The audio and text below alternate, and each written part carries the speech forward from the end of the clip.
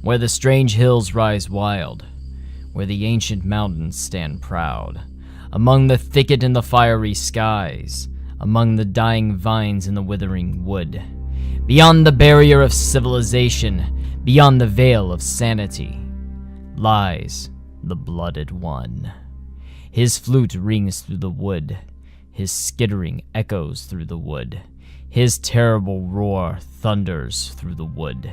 His evil aura infects the wood, spreading, contaminating, tainting, polluting, like a contagion, like an affliction. When you hear the rustling of the bushes, when you hear a chittering among the wood, when you see the ichor sticky and red, falling to the ground from the growth above, remember not to bat an eye, remember not to tremble.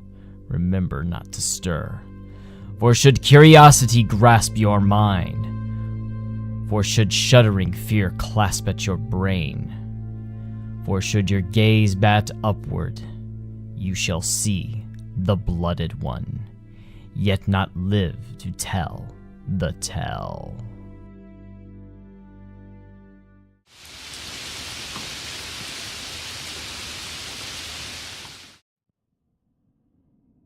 I've been terrified by death since I was 6. I saw my grandfather, weakened by Alzheimer's and Parkinson's, suffer an undignified death carried away by pneumonia. That's why when I was offered the chance at immortality, I took it. I wasn't stupid. I didn't know the limits of my blessing. Could I survive a shot to the head, regenerate all tissue, and carry on, or would I forever remain bedbound, brain damaged, and comatose? I had fun. I went skydiving, ran with the bulls, any high-risk adrenaline-filled activity, you name it, I did it. My first niggling regret came when everyone I knew died. And I stayed on, forever 25. But new people came into my life and I threw myself at whoever I liked. And then came the sun. Giant, red, hungry. Earth died. Everyone died. I did not. Did you know that your own bodily fluids start boiling in space? You're meant to pass out before this, and death occurs within half an hour. The fluids in my eyes keep boiling. I'm always on the verge of passing out, of ending my misery, but this curse keeps me alive. It keeps me conscious. Mind-breaking, horrifying, infinite pain. Burning, ripping, tearing at my insides. Brain scrambling, so difficult to form coherent thoughts. Oh God, please let me die. I always thought death waited for us all. But it doesn't for me. Not for me.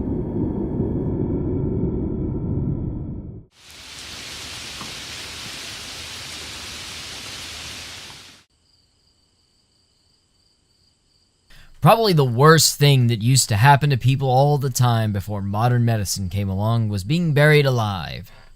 It happened so often they used to install bells that were attached to a string that led down to the casket. If you woke up, you could just ring the bell and alert the world of the living to your peril. In theory, this is what you would do. In practice, I don't believe there is any evidence it ever worked out that way. When you wake up in a confined space with no source of light or sound, you'll be completely panicked. You'll be awoken by your own breath bouncing back off the lid of your casket, hitting you in the face. If you scream, the sound will just reverberate due to the density of the dirt packed above you and the thickness of the wood. You'll feel a ringing in your ears, but nobody will hear you. Your chest will feel constricted, like you're being crushed by the weight of the earth above you.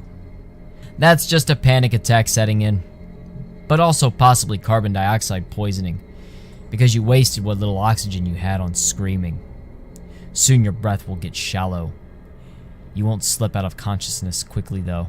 The human body is designed to fight for survival at all costs. Your eyes will work meticulously to try to find anything to focus on in the pitch blackness of your surroundings. Your senses will briefly sharpen, and in those brief seconds of lucidity, you will know a horror greater than any otherworldly hell. Then the hallucinations will begin. Your oxygen-deprived brain will enter into its death spiral with a spectacular show designed to comfort you in some way. That's if you're lucky. Maybe you'll see demons or feel spiders crawling on you. Anything is possible in the last gasp of a dying brain. You know what? I'm starting to ramble here. I just wanted to let you know what to expect when you wake up tomorrow. Only seems fair. Sweet dreams, my friend. Thank you for watching. If you have a story to tell, a horrifying encounter, and you want me to narrate it, go ahead and send me an email. While you're at it, leave a like, comment, and subscribe. Maybe give the bell a little click. And remember, hell is empty, and all the devils are here.